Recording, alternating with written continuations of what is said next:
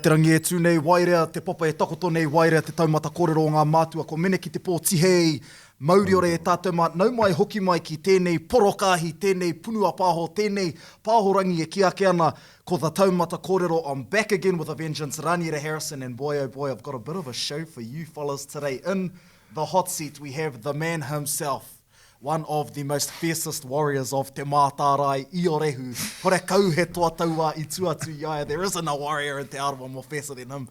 Taku rangatira, Owen Mitai Wells, brother, ka hoatu te wahanga ki a koe, māue whakamārama mai. Tell us a bit about yourself, bro, where you're from and your story, bro, how you got here, cuz? Kia rama, bro.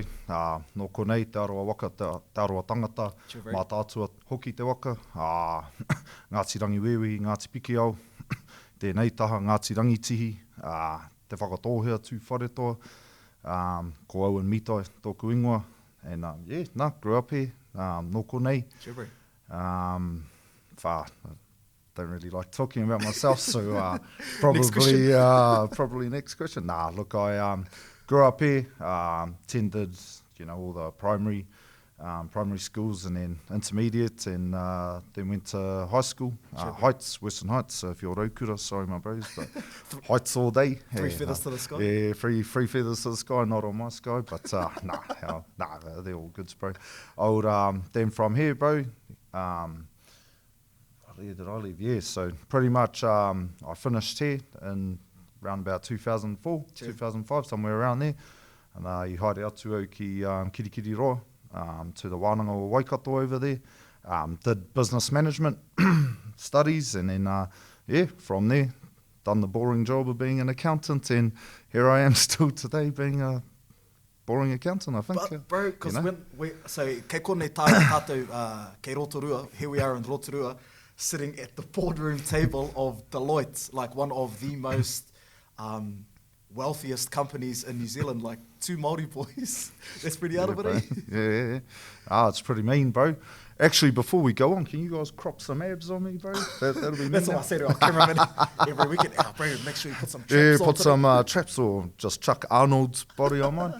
Look, it's amazing, bro. I actually started off at another big firm, EY, Ernst & Young, up in Auckland, bro, and big ups to some of the bros like Sal and Hayes and them who got me in there, bro. Like, pretty much led the way for me, and then had a few other influences in my life that said, bro, time to come home, old mana in them, bro. So they pulled me here, some of the boys from back here, and here I am today, bro, at Deloitte. So yeah, we're one of the biggest firms, so that's always a bonus. If you need mahi done, you'll find somewhere in New Zealand. I just call myself the ultimate delegator. That just means you do no work, bro. You just play Facebook, and everyone else jams the mahi out, and then you just sit in front of the clients and deliver, bro. So, And take all the glory. Yeah, take all the glory. Nah, just jokes, bro. You have to know something, bro. But it's mean, bro. Like, I enjoy it here, bro. Always loved it here, and it's just cool, bro. So, yeah, this is the boardroom, bro, and here's where all the hui, of all our ahu whenua trust, all our iwi that Deloitte do. They'll come into this room and hui ai and talk the talk, and hopefully make some moves that better our people going forward. So yeah, it's pretty all good. How much money's been thrown around on this table, bro? Millions, bro. If you look at Pukeroa, bro, so we're actually sitting. Pukeroa is one of the Ngāti Whakaue ahu whenua trust, so whenua Māori, and they started off here, bro, like years ago. If you look at all the whenua out there, it was just a train station, the old train station. Yeah, bro, and the rangatira of that time, Alec Wilson, he's still around, but all at that table there basically led the way, turned the train station into what you see here. I think they did the warehouse first, and then from there, this office, and then now you've got the whole mall, owned by Māori iwi, the whole lot, 100% too. So, it's not a couple of bucks being thrown around at this table, bro. It's it's amazing. Big spenders. Big spend, big movers. But I think they took the right steps, bro, which is quite hard, because everyone's scared of failing, whereas they just took the step forward and said, we're going to do this, and here we are, bro. Like, that they've gone from a few mil to hundreds of millions now. So, so if you're a shareholder on that one, far out, you're one of the lucky ones, because of what those trustees did back at that time. Yeah. You know, so yeah. Bro, how it's an interesting conversation, and when I was hitting you up, I was like, brother, I want to do a kōrero about Māori and money, and you laughed at me. You were like, oh, these Maoris and their money. Oh, yeah. How do we, like a Joe Blogs everyday Māori, how, like, you know, there's some of these you know, places like Pukeroa, they you know, they got a lot of cash, bro. Yeah. But the reality of it, a lot of us don't. Yeah. What's our relationship with money, bro? Like an everyday Māori family, bro. What's our relationship with tēnei mea te? The reason why I laughed is because I was hoping for like a kai eating segment or something like that, like do a taste food or something. When you said money, I went, oh, how I'm going to be boring on blinging TV, man. But nah, look, I fought long and hard during that conversation, but all I can do is take off experiences, so I'm not going to talk for all Māori.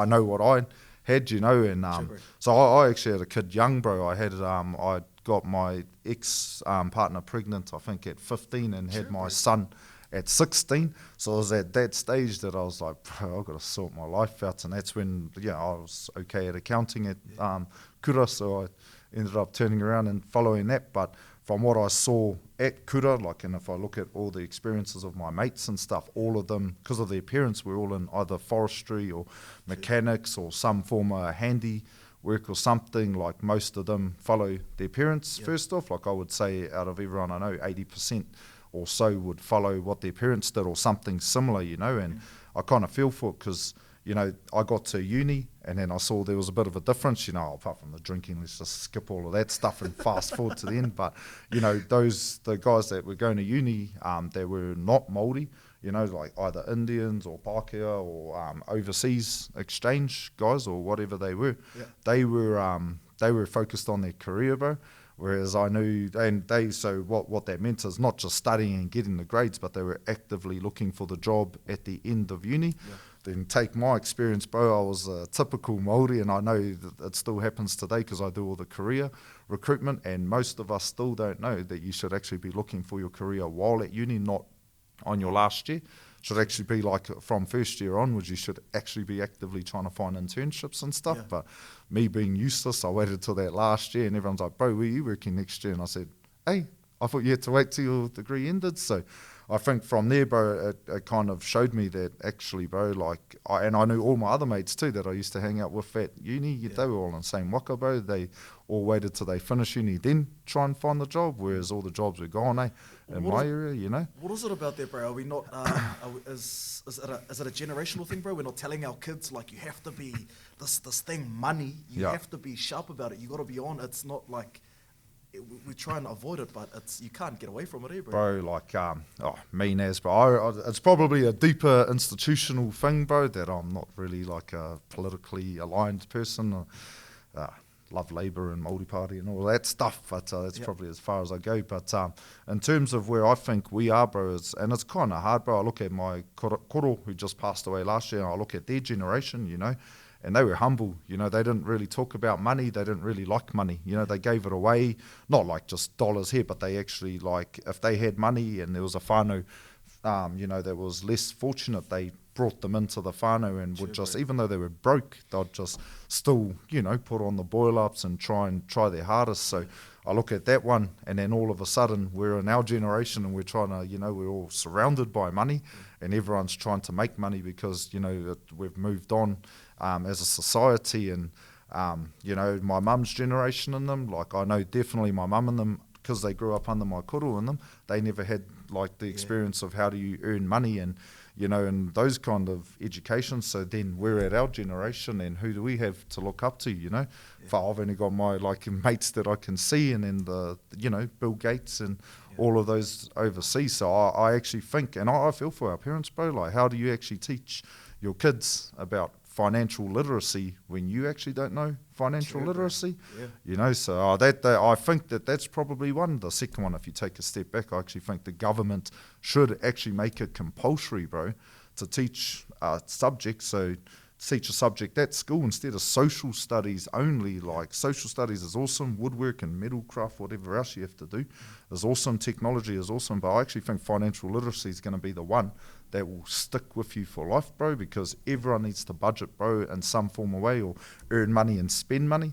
You know what I mean? And if you don't have the skills to actually comprehend what a budget is, then I'm not saying you won't succeed, but I just think you don't have a plan to succeed. So I actually think it's our kura as well. It's just as important as learning the history, you know, of Aotearoa, as opposed to just England society stuff. We should be learning, you know, our history. So yeah, same fact. Because one thing that gets me, bro, is we, you know, it doesn't matter that, you know, we don't have as much money as our European counterparts, bro, but it's what we're doing with that little amount of money. Like, you may only have $100 a week. Like, for some whānau, $100 left over after all the bills is heaps.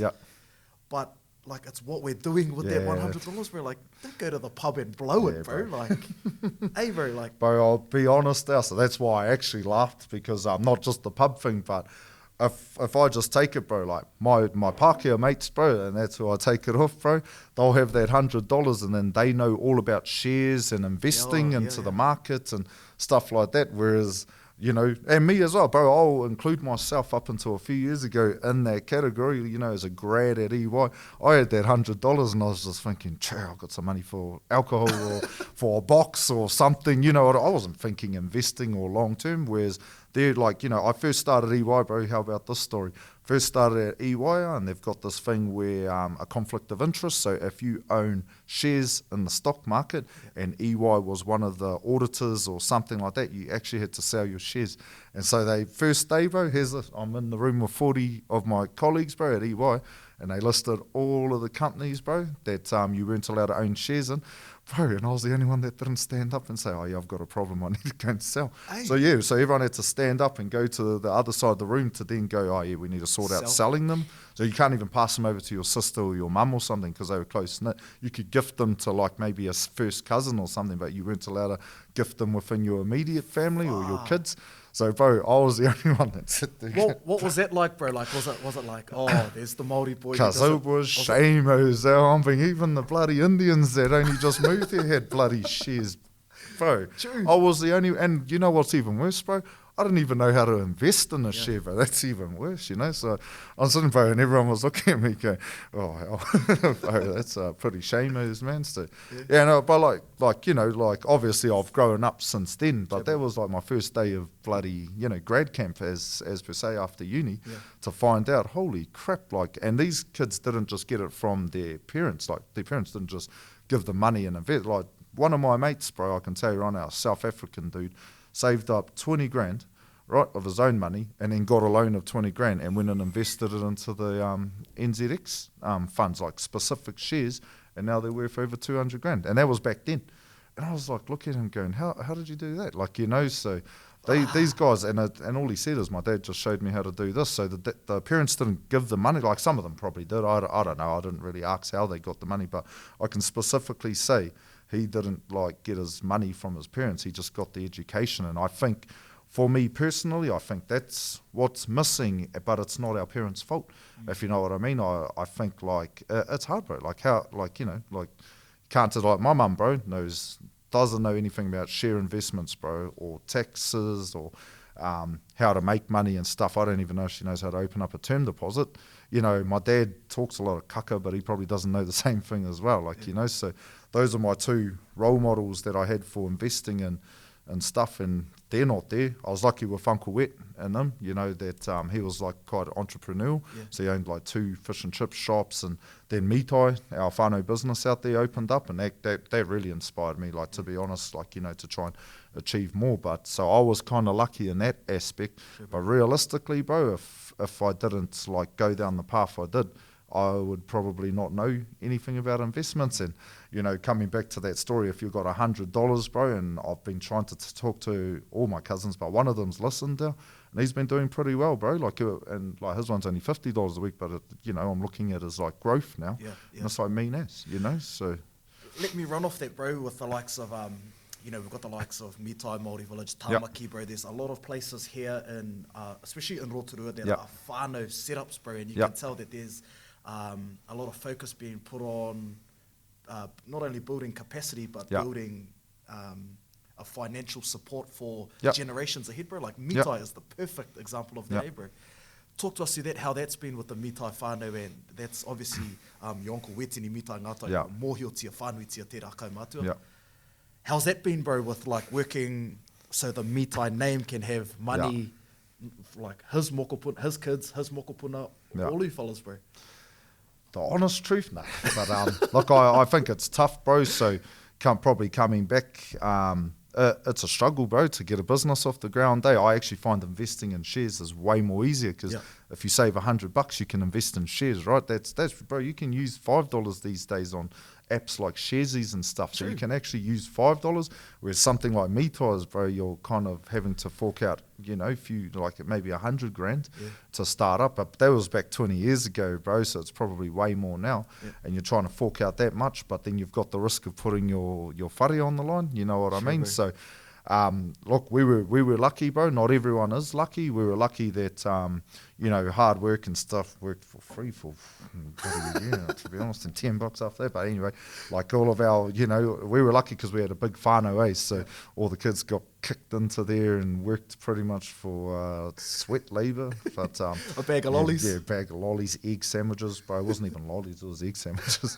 But you know, so we were lucky, bro, to, you know, to be able to be successful.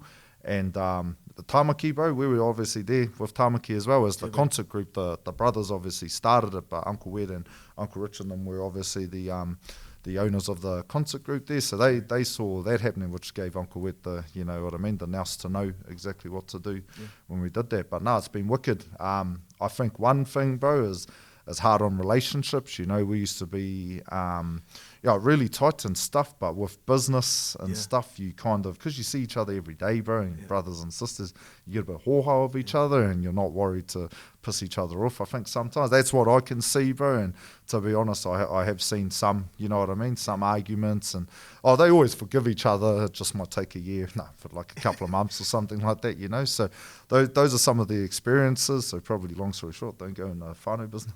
But let's talk about that, bro, because it's interesting how a Western concept like an exchange facilitator like money can have such a huge effect on whakapapa, on family connections, bro.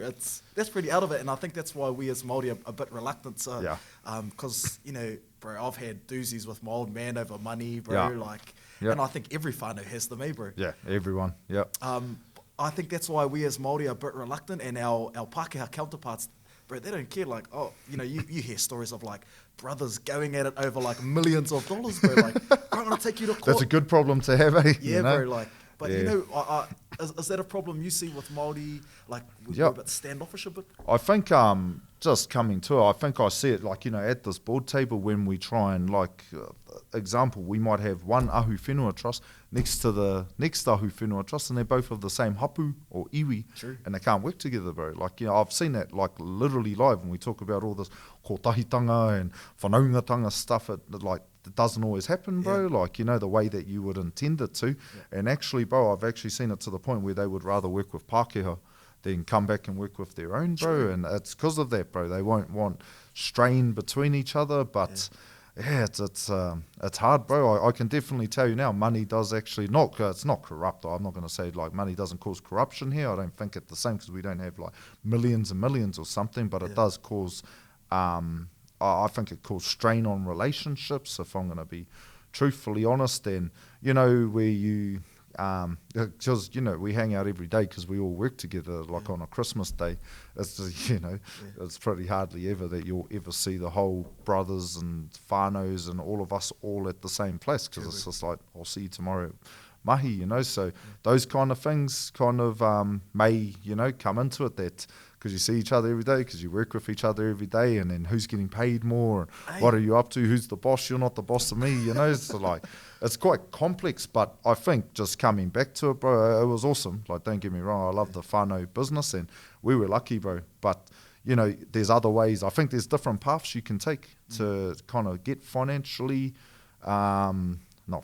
free is hard, bro. Financially free means you never have to work again before retirement. But even like just financially successful, bro, you don't have to just own a business to be successful, but you can. You know, you can own shares, and as long as you keep a good share portfolio up that in the right stuff most of the time, not all of the time because stuff goes down, you know, but most of the time, and you keep putting that as a goal, or in property. So you'll see most of mum and dad, you'll hear that, the mum and dad property investors, so they're buying house after house, bro. And, you know, that's a different path, bro. Like, yeah, and I actually reckon, you know, if you go down that path, financially free if your business is successful, that one out of the three that I've just named the hardest, I reckon, is the business one. Unless you're like from scratch, I mean. So if you're starting up a new business, I reckon it's probably the most difficult one to get successful if it's a new product, you know. What would be the easiest out of those three? Yeah, property? The only hard thing about property is getting the deposits, eh? Yeah. So I'd say it's probably, it's, from what I've seen, most of the guys that I know is probably the property. But it's hard to get. You know, you actually have to willing to save, and then come back to my cousins and all the whānaus and all my mates that spare $100, you know, should be going, cool, pick that up and put it into a deposit. And even if they did that and saved up, the house prices are climbing higher than the deposit. What most people, I think, may have to do, so heaps of my colleagues back up at EY in Auckland, because obviously the Auckland market was ridiculous, but their parents put their own houses up for them to get a house. But I notice we don't do the same in Māoridom as much. I'm not saying everyone, but I'm just saying, like, from what I've seen, you know, it's and I don't think it's because we don't want to. I don't think because we've actually thought about it. Do you get what I mean? So you can actually use a house instead of cash as a deposit, and then the kids take over the mortgage repayments and do all of that, and then once the amount of the house outweighs the loan by a certain amount, then they can take the security off the whare again and just leave it like as if you paid cash in the first place. So yeah, it is hard, bro. Like, I'll be honest, you know, that no one really knows, not no one, sorry, but many don't know, but they've got mean houses like that are worth like 700 grand or something, but they don't know that they could get their kid a 300 grand house from that 700, you know. So yeah, it's a bit of a tough one, which is why it's, you know. So how do we affect change in this space, bro? Like, what's the... Well, actually, let's address the problem first with regards to financial literacy and finding that financial freedom that you talk about, bro. Like, where are te iwi Māori on a scale from 1 to 10, 10 being financially free, and 0 stuck in a rut, going nowhere fast, don't have 2 cents to rub together? Before retirement or including retirement?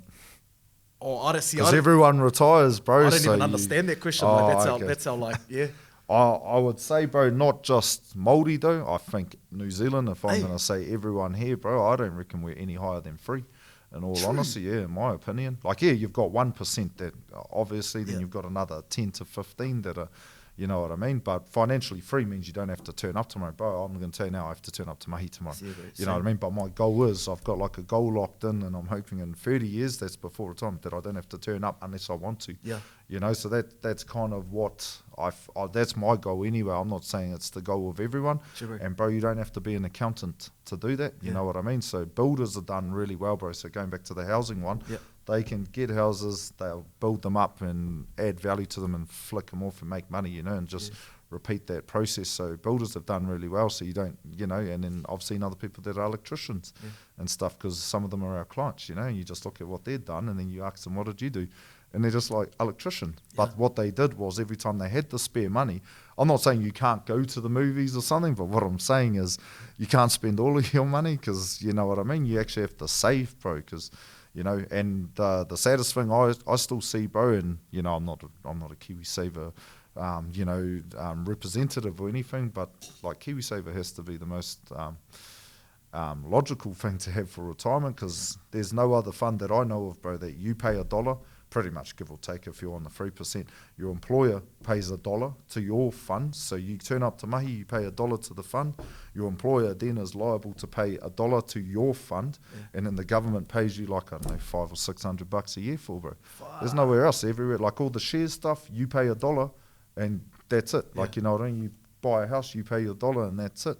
you know, and you do your business, you pay $1, that's it. There's no other. Whereas KiwiSaver is like $1. On top of that, you can buy a house with it, bro. So, yeah, I still, when someone tells me they're not on KiwiSaver, my only question is why. And I get some of them, bro, like, so if you don't earn enough to cover your bills, bro, and especially if you've got kids, so I understand that difference of $30, bro, is actually the difference between buying kai or something.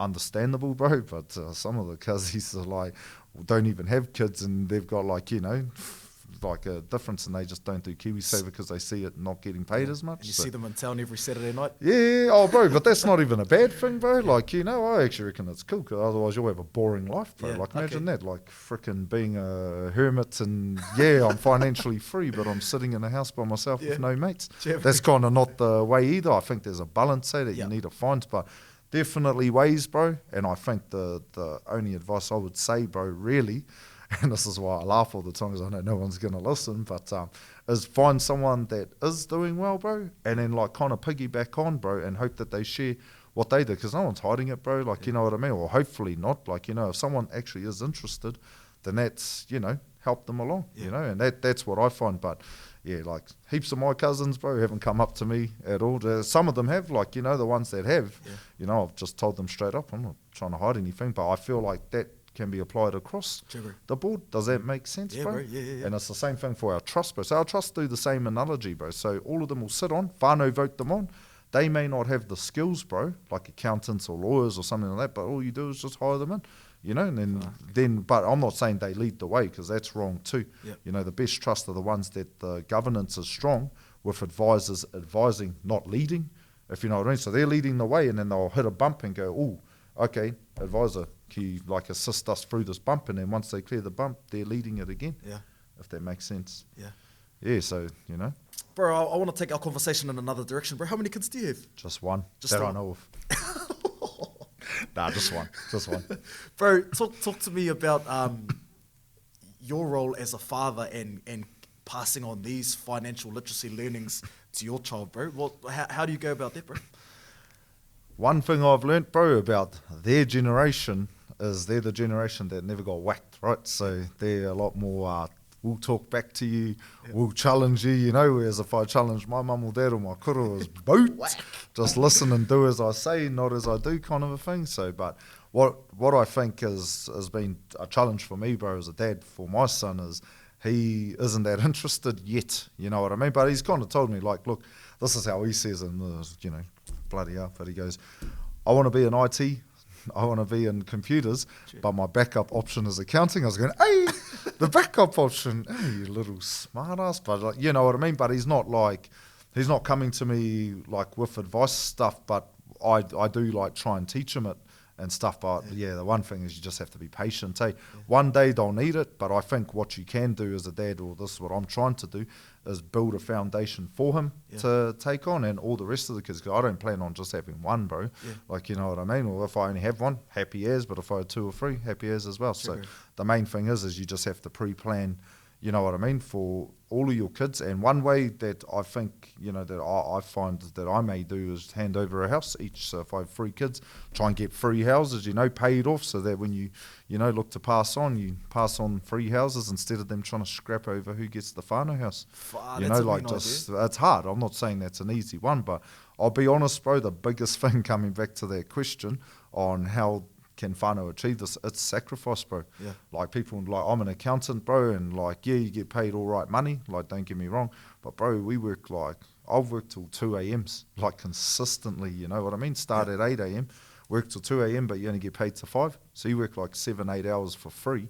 But that's just what sacrifice is. So it's just hard work, and you know, you just have to apply. I don't know if I'd apply that to a sausage roll factory, but I'd probably get a nighttime job that does pay you. But you know, without sacrifice, bro, you're never going to get it. And a lot of, and that's why you see on the news, just read the Herald, when the government says they're changing something in housing or whatever, and you see all of the mum and dads come up like, you know, I worked my ass off, you know, kind of a thing. I was like, oh, bloody deal, but you know, I worked my butts off, and you know, these are just normal mum and dads. They could be electricians and an office lady or something like that, but they work hard, they get a gain, you know, they sacrifice not much kai, you know, and they'll do that for 2 or 3 years, like really skimpy, but then the house is worth a lot more, you know, and then they make a profit of it. But you know, and then Others will go, no, I'm not sacrificing that one, you know.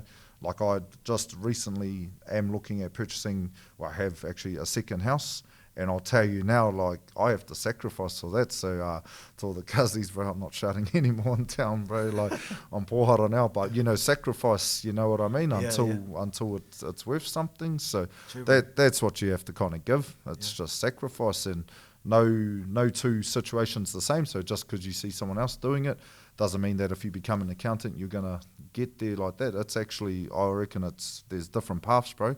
But sacrifice is probably the main kind of, I don't know, bro, the main kind of concept that you probably need to get ready to do. Like one of my bros, he's got 3 houses, and he's sacrificed hard to get that. Like, you know, what sacrifice? What, bro? Like that? So, like, his one was like, instead of $300 of shopping, which is all your essentials, you know, and then buying out at lunchtimes or something like that. Going back to, you know, corned beef stews, although I love corned beef and stuff like that, you know, it's back to that type of kai, like what our nans and koros just live like them. If you live like them, I'll guarantee you probably will have some leftover stuff, provided that you don't have a young kid with nappies and stuff, 'cause I reckon those are what actually kills us off now, the formula milk and all of that is what's killing all the money off. But, you know, after that phase, one concept I have, bro, is the more you earn, the more you spend, and it's honestly true. Even as an accountant, I'm telling you, like, if I take myself back 5 years, how I lived as a grad, bro,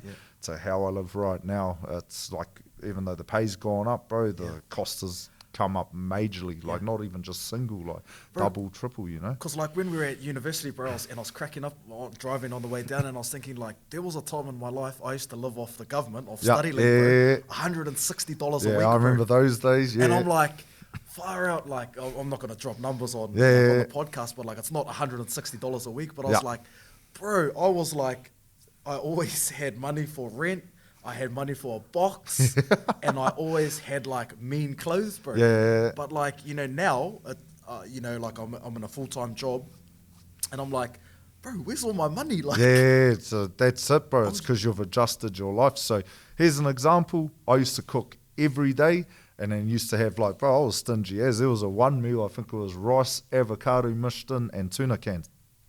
That was a 4-day like lunch and dinner ones. Yuck ass, man. But like, you know, that's how that wasn't while I was a student. That was when I was up in Auckland, like, you know. But that's like, you know, those are the meals now. There's no way I would like cook that anymore. Yuck, I'm over it. But, you know, so I'd rather eat like something like a salmon. I never ate salmon, you know, but a $15 salmon steak is, you know, is probably what I'd rather eat, or eat out every day. You know, I'll be honest, I probably eat lunch every day at somewhere, Turkish kebab. I'm a local at the Mexican over there. Know me by name, like, you know, just stupid things like that, or the Rakamore. So, you know, like that, you just adjust your life because your money goes up. And that happened straight away for me when I stopped paying my student loan. Like when that finished in my second year of EY, and my other job, like my student loan finished, and I got an extra, like, I can't remember, it might have been $150 or something every 2 weeks. And I was going, whoa, holy heck, why do I do this? And I was just like, yeah, I'm rich, I can put that aside. And then like the first couple of pays you do, and then after that your pay's caught up to, your cost is caught up to your income again. And it's stupid. You just adjust to it, you know. Bro, I want to talk something that a lot of us have hanging over us, bro, and it's like a dark cloud, and it's been likened to a dark cloud: debt. Yeah, bro. Talk to me about debt, bro, and our relationship with debt. So going back to that course I was saying that the government should be forcing us to do, as opposed to just English or just maths or just science. Like, bro, do you ever use science these days? No offense to scientists. Like, I love science. I actually find it interesting, but I never use it. You know, and yet that's a forced subject. Debt is, I believe, so there's good debt, right? So getting a mortgage for a house is actually a good debt because the house is worth more than your debt. So if you were to sell it, you'd sell it, hopefully this is the thing, you'd sell it at a price higher than your debt, pay that off and still be left with money. Whereas the rest of the debts, I'll be honest, if it's not an asset, and I'll just go straight to the bullet cars, you know what I mean? So a car, technically, like you could get a $2,000 car, right? But no one really finances a $2,000 car that hard out, right? They might put like most of it cash and then finance the rest.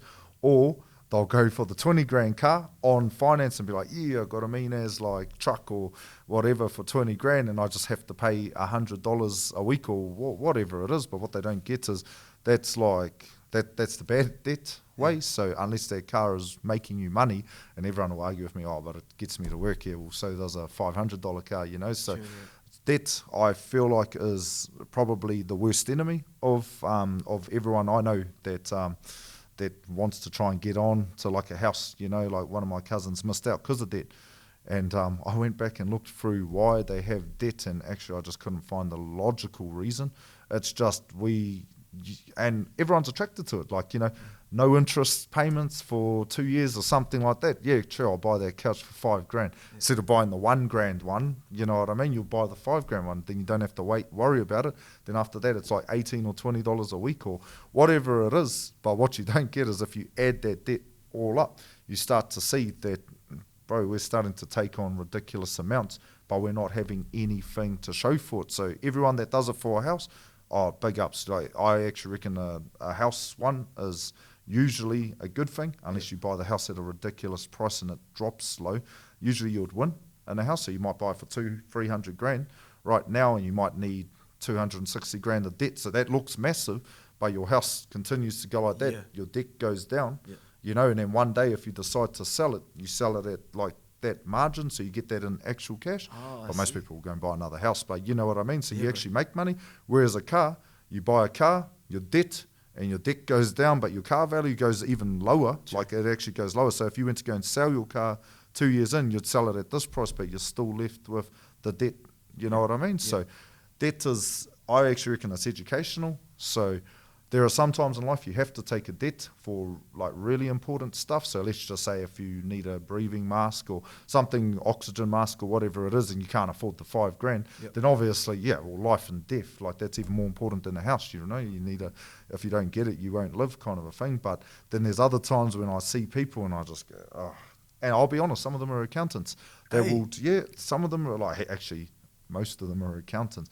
We'll just go and clock up ridiculous debts for things that I know is long-term just stupid. But it doesn't mean don't get debt. I'm just saying you just have to kind of be aware that every time you do one of those interest-free loans or a loan, right? And here's another one. We had an investment opportunity come up, and 3 of the people that we spoke to went out and got personal loans, which are like 15% interest. And for this investment, I was just like, that's crazy. Go and give the money back and bring in, you know what I mean? Because like this one over here might grow at 6%, but you're getting charged by the bank 15%. Like, you know, but we'll make those decisions because of educational gaps, I think. So that's kind of why I say it, is because, man, and I've watched some people that are just, they go into liquidation over it because they just keep clocking it up.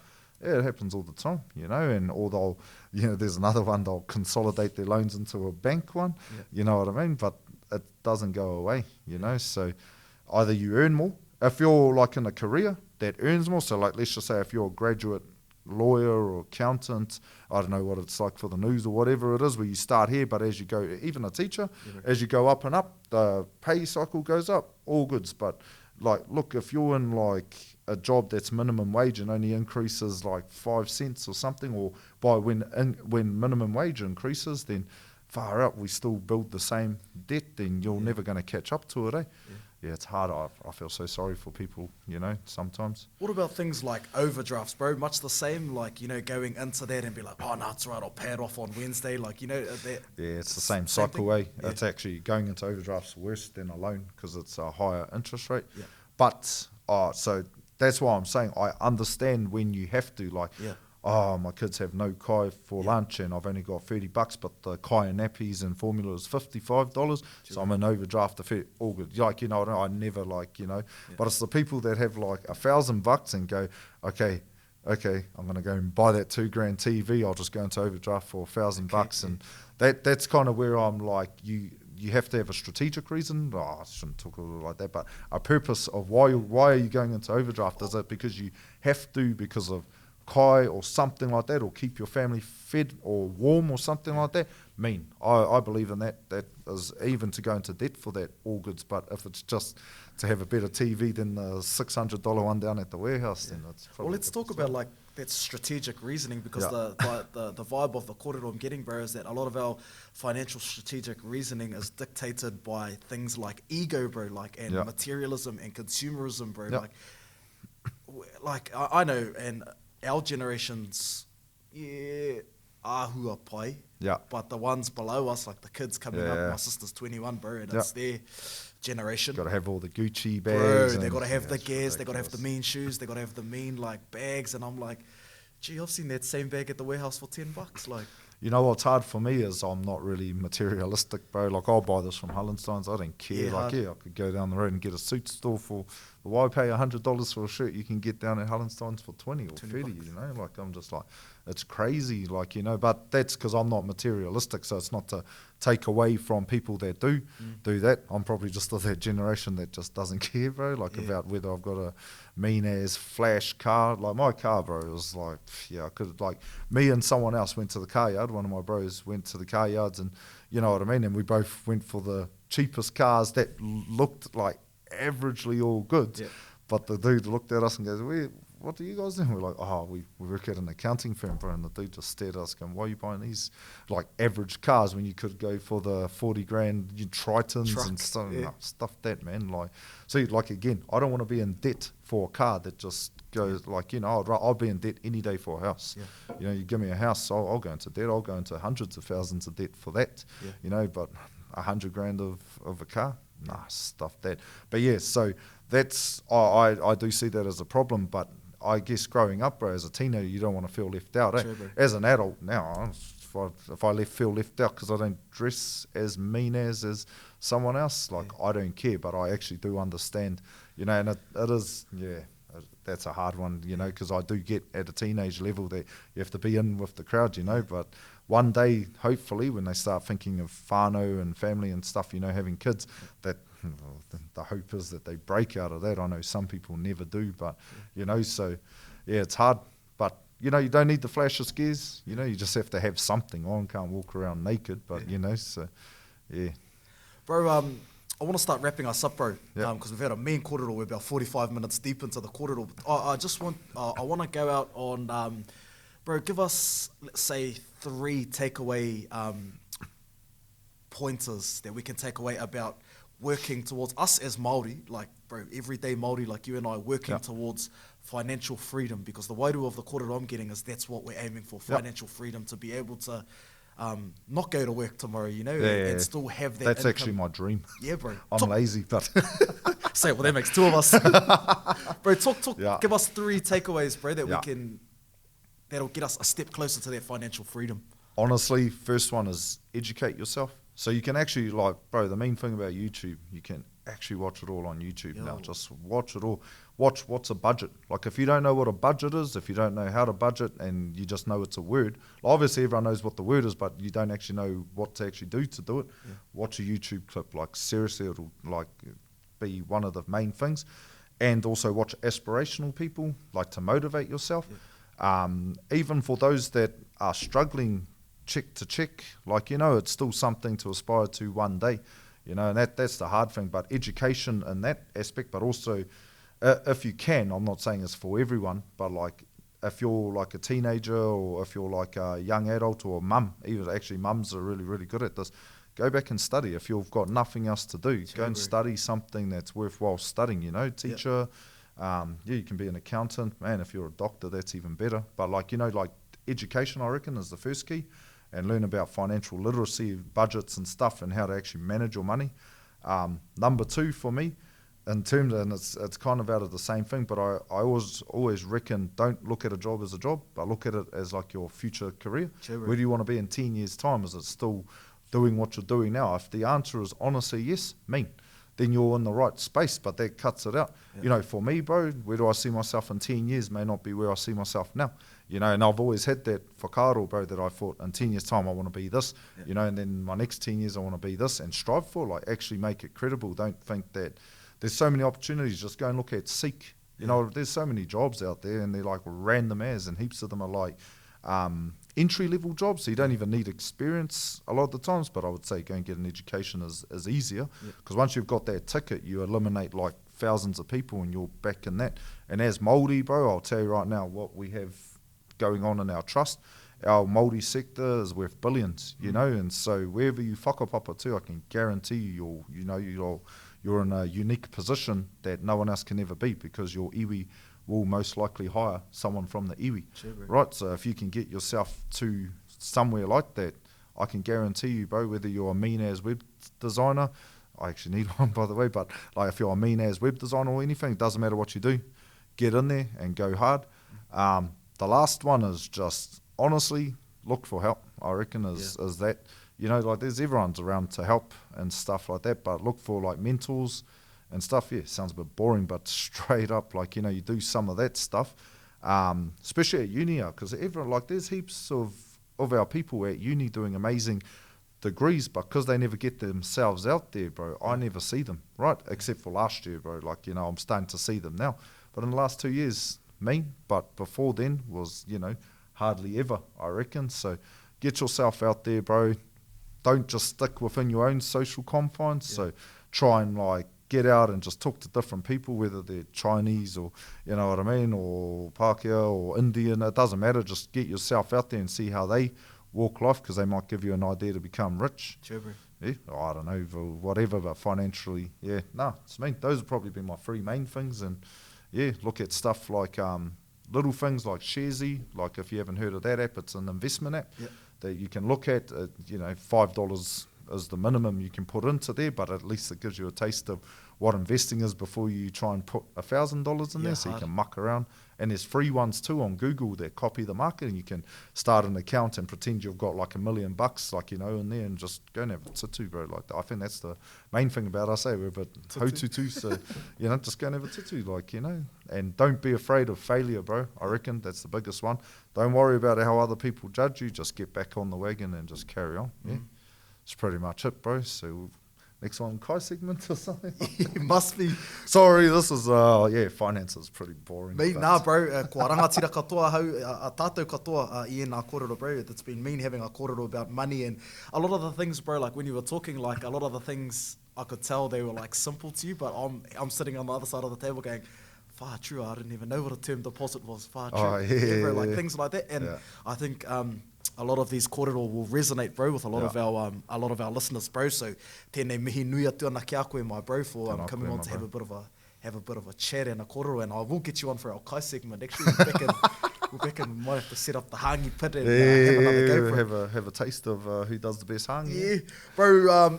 I tēnei wai e tātou mā kei te huriake rā tātou ki tā tātou waiata o te wiki. We're going to throw to our waiata of the week, and it's one of my favourites, bro. Te Mātārae i Ōrehu Poi 2002 e Takaparafa, bro.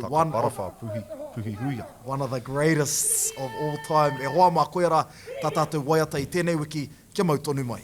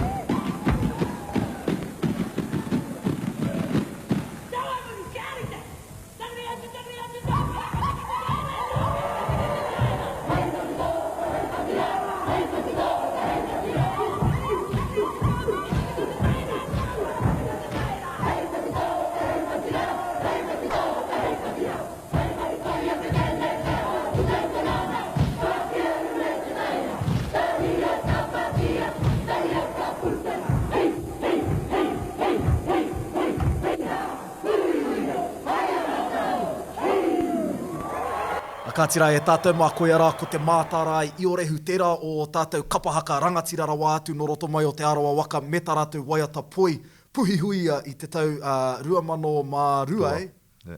2002, one of the greats, bro. Anyway, e te rangatira taku hoa, e te tuakana, e mihi nui atu ana ki a koe, a huge thanks, brother, for coming on to have a bit of a chat. E tātou mā koutou katoara, e whakarongo mai ana, mātakitaki mai ana, i te kāinga ki hea tū rānei, tēnā koutou katoa i tūhono mai ki tēnei kōrero i runga i tō tātou taumata kōrero. Thank you all very much for coming on to have a listen. I really hope you got something out of it, something you can take out of it, some of the takeaways from our man Owen's kōrero. We'll see you fellas online, Facebook, YouTube, Instagram, Spotify, and iTunes. Let's keep the wānanga going. Brother, any final words? Yeah, man, keep it up, go hard. Any questions, just let me know.